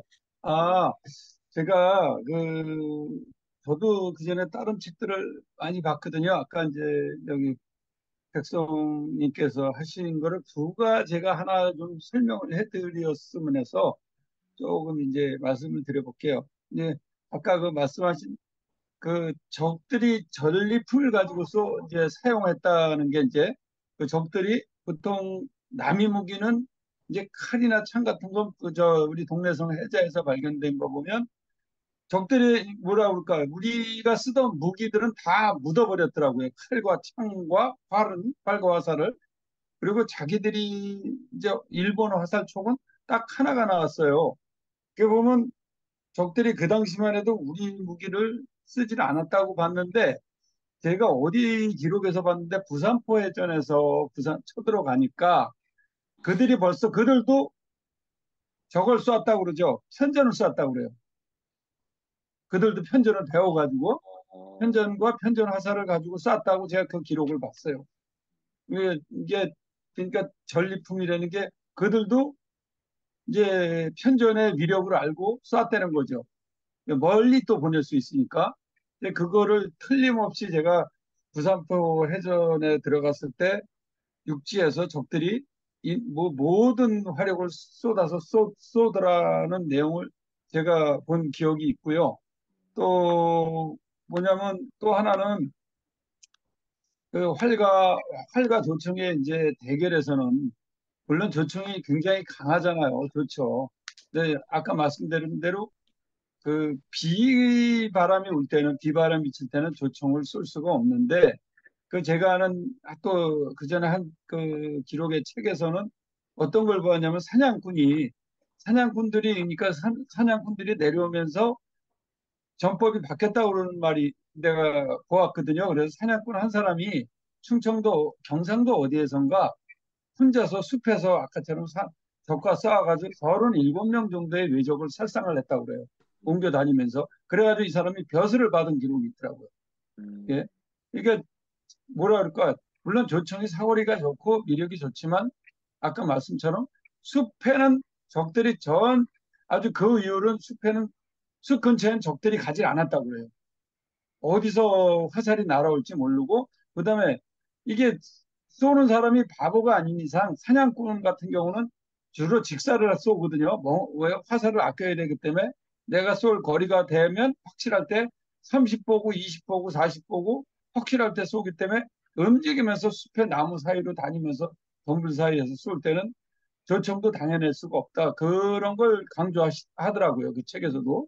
그래서 보면 활이 꼭 사용을 할 수 있을 때는 조총과 붙었을 때는 뭐 노출을 하면 안 되겠지만 뭐 지형지물만 잘 이용해서 그다음에 사냥꾼들처럼만 쏘았으면 예? 충분하지 않았을까? 예? 그거를 제가 좀 말씀드려보고 싶고요. 아까 또 유성룡이 한 말 중에 우리 조선의 활이 100보 정도밖에 뭐 살 수 없다. 맞아요. 왜냐하면 그 동래성 해저에서 발견된 전체 화살 촉의 무게를 평균 촉이 29g이에요. 자, 그러면 죽시의 그냥 빈 죽시의 무게는 20g이 넘어요. 25g 평균? 그러면 평균 45에서 50g이에요. 그럼 지금 쏘는 활의 50파운드 정도의 가공을 가지고 평균 이거를 100m 이상 못 날려요. 촉이 무거워서. 정말 들어서 뭐 하늘에다 대고 쏘기 전에는 그럼 저 성에서 내려 쏠 때나 아니면 직사로 쏠 수 있을 때는 이거를 어떻게 연습을 했었겠느냐. 그래서 저희도 우리 연습하거나 할 때 어느 정도의 촉의 무게면 화살이 뚝 떨어져요, 날아가다가. 30m를 저희가 50파운드로 직사로 쐈을 때 50g, 45g에서 50g의 화살을 쏘면 날아가다 그냥 뚝 떨어져요. 30m도. 그런데 이거를 뭐 100보 되는 무슨 화살이 얼마나 많다고 100보에 넘는 적들을 향해서 무조건 쏜다고 되겠어요? 이건 화살의 문제라고 보거든요. 화살이 다 떨어지면 뭘로 싸울 거냐? 100병 정도 못하는 사람들이. 그래서 이게 웬만하면 하려면 멀리 정확히 쏘기는 힘들다는 거예요. 편전 외에는. 그렇다고 정확하지도 않고. 그래서 화살이 떨어지면 끝나는 전투라고 아까도 많이 나오셨잖아요. 그러니까 최소한의 내가 맞출 수 있는 거리, 직사로. 그렇게 쏴야만 이제 쏠 수 있다. 그리고 아까 그 말씀하신 것처럼 후에 병자호란 때 백천전투라고 그 철원 지마 쪽에서 벌어진 전투가 있어요. 그게 이제 평안도에서 그러니까 근황병이라 가지고 그, 한 5천 명 정도는 5천 명인가 2,500명 정도는 평지에 진을 치고 그러니까 부사는 그러니까 감사는 평안 감사는 그리고 평안 부사는 신유라고 그랬나 그 양반이 그 산에 소나무 숲에다 진을 쳤는데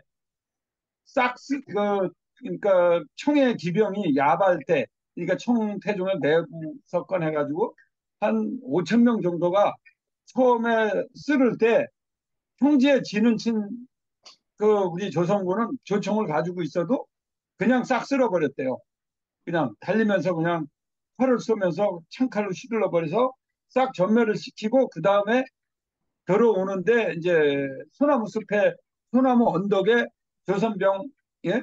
총과 활을 무장한 조선병사 평안도 저 병사들 2,500명 정도한테 돌격을 하는데 그때 평안 부사가 어떻게 얘기를 했냐면 서로 이제 그 사람들은 자기의 작전 구상이 뛰어난 사람이죠. 어긋나서 자기는 산에다 친 거고 소나무 숲에다 그 좀 모자란 사람은 평지에다 쌓여다가 다 죽은 건데 이 사람이 어떻게 지시를 했냐면 지시할 때 저기 10보 제가 아는 거는 10보 밖에서 쏘는 놈은 다 뒤에서 칼로 쳐 죽이겠다 그랬어요. 지휘관이.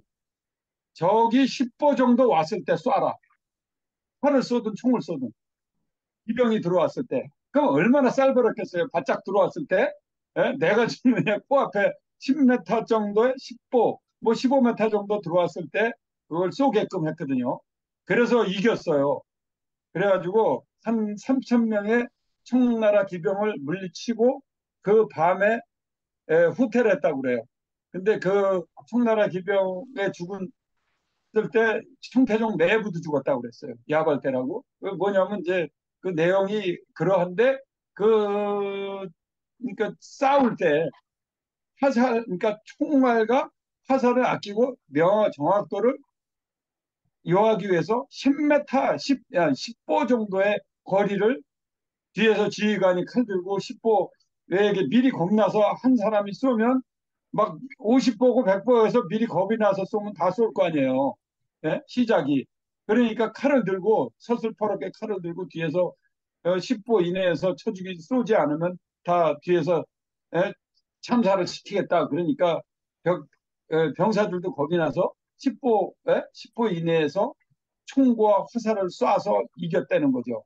그러면 이게 벌써 전쟁의 양상이 달라지거든요. 칼로도 10보, 20보면 다 연습만 하면 다 이길 수 있어요. 방패 뒤에서 숨어서 쏠 수만 있으면. 그래서 제가 보기엔 어차피 뛰어난 지휘관이나 아니면 군인들의 그죠 칼 다루는 방법이겠죠. 예, 그러기엔 사냥꾼이 제일 좋았던 것 같습니다. 그리고 또 2차 진주성상 저 전투에서 저도 그 하나를 보는 기록이 있는데 뛰어난 그 성벽으로 붙는 그 외적을 잘 쏠 수 있는 뛰어난 그 궁수가 30명도 안 됐다고 그랬어요. 나중에 30명만 넘었어도 충분히 방어할 수 있었다. 네, 그런 내용을 들은 것 같거든요. 그게 그러니까 그 정도로 정확하게 바짝 붙었을 때 쏠 수 있는 사수가 뛰어난 그 근접 사수가 없었다는 거죠. 활로 쏠 수 있는. 제가 보고 있는 거는 그래서 그 당시도 역시 연습 아니었을까? 예? 뛰어난 연습이 필요하지 않았을까? 저 그렇게 보고 제 의견을 이만 말씀드리겠습니다. 수고하셨습니다. 네. 예, 잘 들었습니다. 말씀을 들어보니까 여기 계신 분들이 임진왜란 때 계셨어야 되는데 네. 아쉽네요. 김기훈 교수님 한 말씀 해주시죠. 오늘 그 발표를 제가 뭐 지난달에 부탁을 드렸는데 이렇게 좀 바쁜 시간 중에서도 굉장히 그 준비를 잘 해주셔가지고 상당히 흐뭇합니다. 그리고 오늘 그 발표 의미는 우리 이제 국공을 연구하는 사람들 입장에서 보면은 상당히 우리가 국가와 연관된 그 활쏘기는 많이 이야기되는데 군사와 활과의 관계에서 전투와 관련돼 가지고 활쏘기를 이렇게 조금 좀뭐 완전히 본격적은 아니지만은 그래도 어느 정도 상당히 이제 그 전투에서의 활의 어떤 효용이라든가 어떤 운용이라든가 이런 문제에 관해서는 사실 오늘이 거의 처음인 것 처음이 같아요. 아닌가 예, 이렇게 처음인 것 공개적으로 같아요. 또 발표하는 게 그렇게 싶습니다. 말하자면 우리나라 활쏘기는 한편으로는 스포츠 쪽으로도 발전했지만은 그러나 뭐 어디까지나 이거 활은 군사 무기로서 어떤 활용을 했기 때문에 군사적인 측면에서 활쏘기를 다루어야 함에도 불구하고 뭐 여러 가지 이유 때문에 그동안 이렇게 못 잘 연구가 안 됐던 것 같아요. 앞으로는 이제 군사적인 측면에서도 활쏘기를 한번 봐야 되지 않는가 본격적으로. 지금까지는 무과에서 활쏘기 이게 아주 그 기록도 많고 이러니까 주로 그쪽에서만 다뤘는데 실질적인 전투와 관련된 활쏘기도 좀 많이 해야 될 것 같습니다. 그런데 그런 점에서 봤을 때 의미가 굉장히 깊은 그런 오늘 발표라서 상당히 저도 상당히 그 흐뭇합니다. 근데 저는 뭐 활을 쏘기 전에 역사를 먼저 했기 때문에 활을 모르는 상태에서 우리나라 거의 전쟁사 이런 걸 봤을 때 그때는 어떤 생각을 했냐면 우리나라에서 이 무기가 제대로 발전하지 못했다. 그 말하자면 이제 임진왜란 때 조총이 이제 그때 이제 일본에 의해 가지고 본격적으로 우리나라도 이제 접하게 되고 우리나라도 조총의 그걸 알았지만은 그러나 그 앞에 화포라든가 이런 이제 화약 무기의 발전이 어느 정도 있었는데 개인의 무기로서 조총의 어떤 그것에 대해서는 충분하게 우리가 고려하지 못했고 그래서 상당히 임진왜란 때는 힘들었다 하는 그런 생각을 뭐 그렇게 알아봤고 그다음에 또 그 뒤에도 그 뒤에 뭐 화포 조총을 갖다가 전문적으로 다루는 어떤 그런 그 군사 교육기관으로서 훈련도감이 설치됐고 상당히 많은 그 조총의 발달이 있었어야 함에도 불구하고 웬일인지 자꾸 활이 같이 껴가지고 1894년까지 활이 군대에서 사라지지 않아서 한편으로는 활 입장에서 보면은 뭐 상당히 오랫동안 우리가 활을 다뤘다는 점에서 상당히 뭐 긍지도 있고 뭐 좋지만은 무기 발달사라는 측면에서 본다면 이게 뭐 좀 잘못된 게 아닌가. 너무 활에 의존을 해서 화약 무기의 그 발전을 갖다가 서양이나 이런 데서 발전하는 것을 갖다가 우리가 받아들이지 못했고 그 결과 뭐 이게 꼭 직선적인 결과는 아니겠습니다만은 그 결과 우리가 화포의 발달에 특히 개인화기 같은 경우에 이런 그 확보의 발달에 굉장히 우리가 그 치중을 하지 못했기 때문에 뭐 이렇게 19세기 들어와서 서양 무기가 들어오고 일본의 어떤 그 들어왔을 때 우리는 제대로 된 그 반격을 군사적인 어떤 그 대응을 하지 못했지 않았을까 그렇게 생각해서 활의 발전이라고 하는 거하고 일반 화기의 발전이라고 하는 것을 우리는 어떻게 봐야 될 것인가 하는 그런 생각을 항상 해왔거든요. 활을 쏘는 입장에서는 우리가 뭐 1894년까지 계속했고 그 요새를 몰아가지고 그 뒤에까지 계속했다는 것은 대단히 그 의미 있는 일이고 뭐 자랑스럽다 이렇게 되지만은 또 한편 이것이 우리나라의 그 필요한 그 군사 무기 발전에 좀 어떤 좀 말하면 태만하게 하는 원인도 되지 않았을까. 그래서 그런 점에서 봐서는 그러니까 무기 발달사의 측면에서 봐서는 활 속에 그렇게 추정했다는 것에 뭐 그 큰 그런 자랑거리가 아닌 게 아닌가 하는 뭐 그런 생각을 가졌습니다. 그래서 좀 모순된 건데 저는 이제 이게 지금까지도 그 갈등, 뭐 갈등이라고 하든 그것에 대한 해석을 그렇게 두 가지가 서로 중첩되고 있는데 오늘 발표하시는 우리 백송은 어떻게 생각하시는지 특히 뭐 나야 뭐 전역했지만은 현역에 계신 그리고 또 우리 고급 간부의 한 사람으로서 이 활과 화포의 발달 관계 이것에 대해서 어떻게 생각하시는가 한번 의견을 듣고 싶습니다. 네, 교수님 굉장히 중요한 말씀을 하신 것 같습니다. 그래서 저도 이 교수님이 그런 질문이 있을 거다 해서 저도 이 부분을 쭉 공부하다 보니까 좀 더 시간이 있으면 더 자료를 봤을 텐데, 일단은 이제 청나라 때 이제 제가 포함시킨 동영상처럼 1600년대, 1800년대 그 화약을 그 화약이 기상의 영향을 받는 시기까지는 활이 있었어야 된다고 저는 생각을 합니다.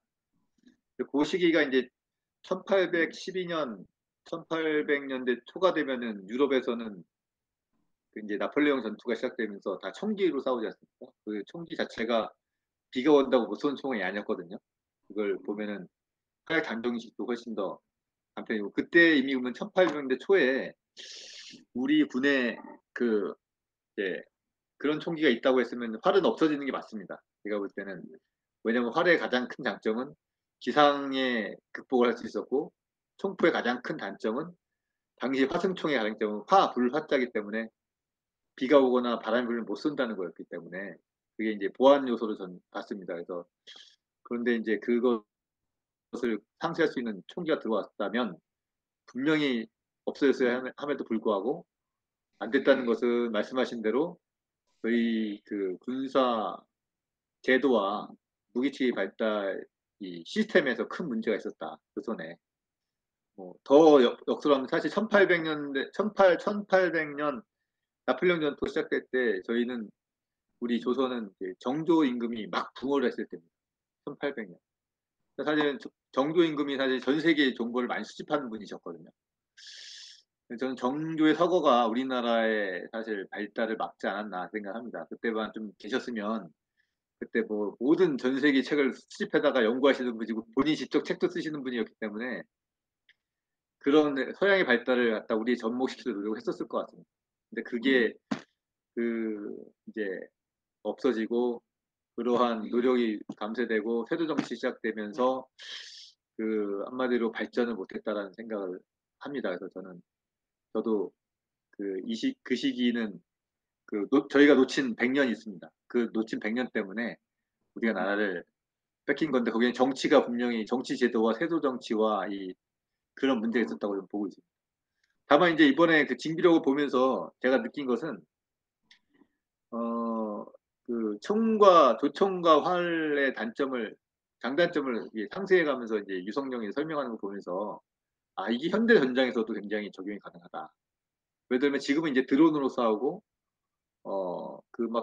이제 우크라이나 전쟁이나 이사 보면 AI가 드론이 막 들어가지 않습니까? 근데 그거를 또 상쇄하는 또 전자전이 또 뜨고 이제 생겨가지고 막아내고 있습니다. 결국에는 우리가 전쟁의 본질을 안 바뀐다. 그 당시에도 우리가 열세한 상황이니까 우리의 활의 장점을 살려가지고 지형을 잘 이용해서 하면은 아까 현 접장님이 말씀하신 것처럼 우리가 이길 수 있었던 것처럼 우리가 드론이 없다고 질 건 아닌 것 같고 그것을 막아낼 수 있는 것을 만들어내고 또 다른 우리 지형적 이점을 극복해 이제 유리한 점을 찾아간다면 전쟁의 본질은 변하지 않는구나 이 생각을 제가 했습니다. 그래서 다시 결론 정리하면 교수님 말씀하신 대로 저는 지금 조선이 한 100년을 잃었다고 생각합니다. 그때 그 시기를 잘 했었으면 나라가 그렇게 뺏기지 않았을 거라 생각하는데 첫 번째하고 두 번째는 그럼에도 불구하고 지금도 조선시대 임진왜란 때의 전투적 사고와 그런 교리적인 서로의 그런 엎치락뒤치락하는 이 계책은 지금의 전장에서도 충분히 적용될 수 있는 부분이고 장교들이 관심을 가져야 될 부분이 아닌가 이렇게 생각을 합니다. 이렇게 답변을 드리겠습니다. 고맙습니다. 이상입니다. 예. 간단하게 어, 한 말씀만 올려도 될까요?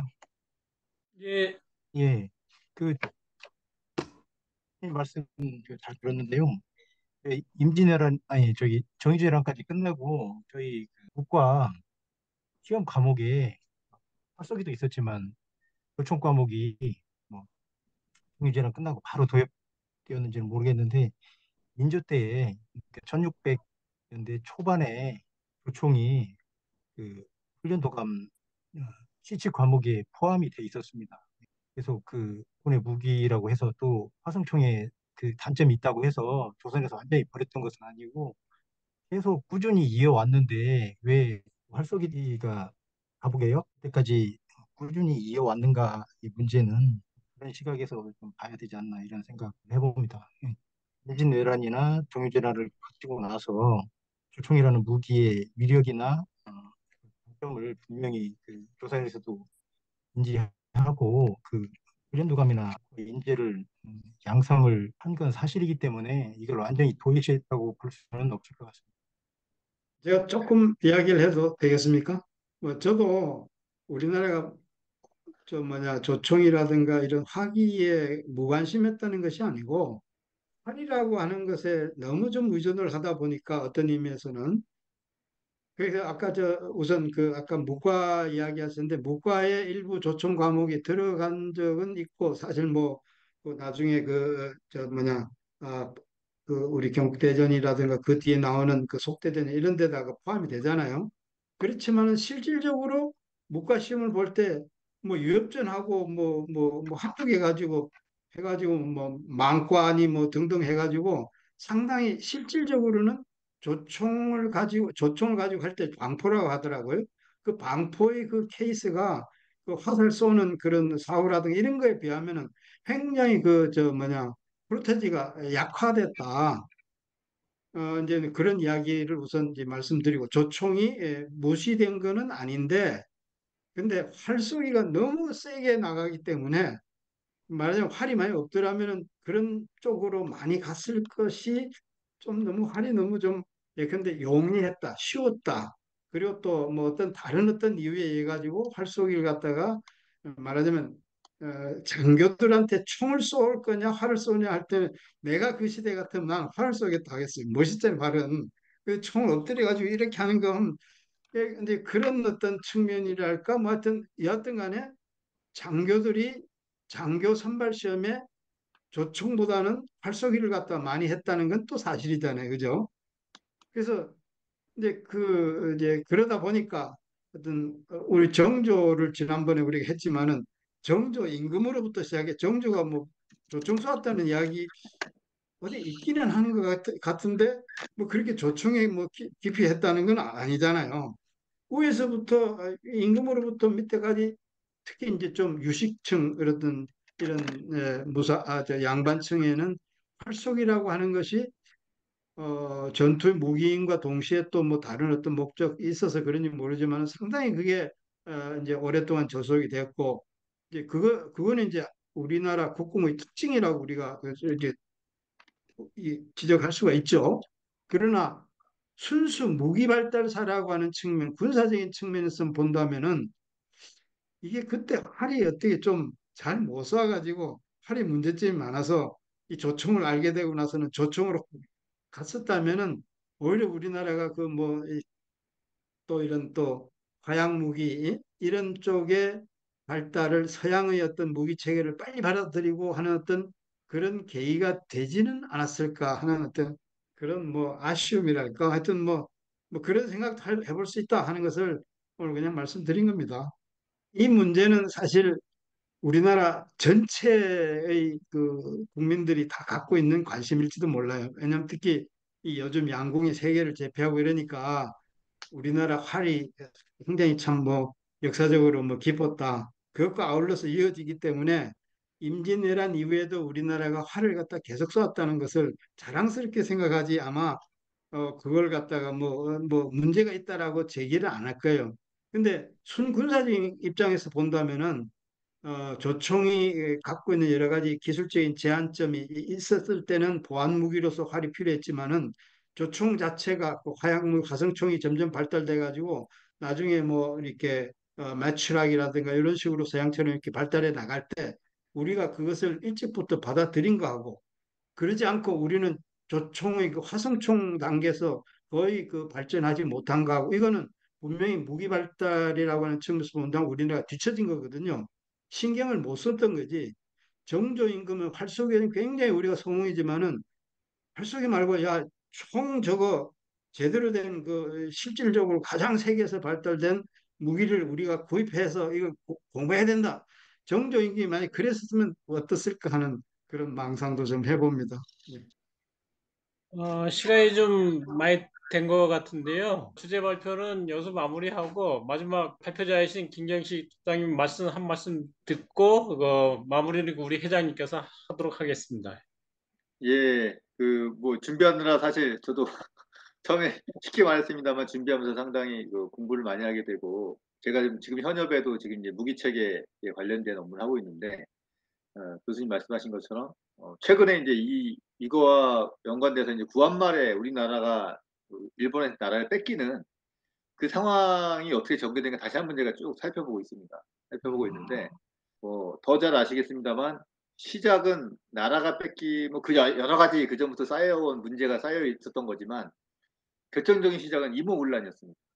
이모군란에서 조선군이 왕을 공격하기 시작하고 녹봉을 안 주니까 녹봉을 물론 1년 동안 안 주다가 썩은 쌀하고 이런 걸 주니까 그것 때문에 이제 반란이 일어나가지고 했는데 그거를 또 대원군이 정치적으로 이용해가지고 공격하니까 그때 고종이 청나라군이 불러들이면서 청나라군이 들어오니까 일본군이 들어오면서 외국군이 우리나라에 주둔하는 상황이 됐거든요. 그다음부터 이제 군인들도 청나라 군대를 옹호하는 군인, 일본군을 옹호하는 군인이 나눠지면서 파벌이 생기면서 그것이 곧 동학혁명으로 이어지면서 다시 청나라군이 들어오면서 일본군이 들어와가지고 청일전쟁이 이어지면서 이게 나라가 가는데 결론적으로는 이모군란이 일어났던 그 배경으로 가면은 군에 대한 군제나 뭐 여러 정치적인 문제가 있었는데 대비를 못한 겁니다. 마찬가지로 대비를 못해서 안 됐고 근데 결국에는 나중에는 또 그런 군인들이 나라 망한 다음에 또 싸워서 독립운동 했던 거 보면은 결국 군과 나라는 그 무인들과 나라는 떨어질래 떨어질 수 없는데 이번에 이제 징비록을 쭉 보면서 그러한 군과 나라의 관계, 무기 체계의 관계 이런 걸 다시 한번 되짚는 굉장히 좋은 시간이었습니다. 다시 한번 계획했던 거 아니었습니다. 이런 기회를 마련해 주신 김기우 교수님과 활쏘기 협회 회장님, 김상 회장님하고 사회 맡아주신 이건호 대표님 또 저와 같이 함께 그 국궁을 또 사랑해 주신 여러분들께 감사드리고 또 오늘 이렇게 참석해 주신 분들께 감사드리면서 부족한 발표 이것을 마치겠습니다. 이상입니다. 예. 징비록 속에 활쏘기를 주제로 해가지고 실제적으로 우리 국궁에 관련된 부분을 찾아서 발표해 주신 건 아마 최초의 발표가 아닌가 싶습니다. 그런 측면에서 본다면은 굉장히 뜻깊은 오늘 발표의 자리였다라고 생각이 듭니다. 너무나 감사드립니다. 새롭게 임진왜란 때의 그 무기 체계 중인 조총과 우리 활의 장단점에 대해서 나름대로의 이 분석을 할 수 있는 좋은 기회가 되었다라고 생각이 되어집니다. 오늘 백송 김경식 접장님의 발표에 대해서 너무 감사의 말씀을 드립니다. 그리고 오늘 진행을 맡아서 처음부터 끝까지 멋지게 진행을 해주시는 우리 이건호 대표님께도 감사의 말씀을 드립니다. 그리고 오늘 참석해 주신 여러분들께도 감사의 말씀드립니다. 고맙습니다. 저희 전통 활쏘기 연구위에서는 다음 달에도 좀 더 나은 주제를 가지고 여러분들을 만나 뵙기를 위해서 열심히 노력하도록 하겠습니다. 오늘 수고들 많이 하셨습니다. 고맙습니다. 네, 감사합니다. 네, 수고하셨습니다. 감사합니다. 네. 수고하셨습니다.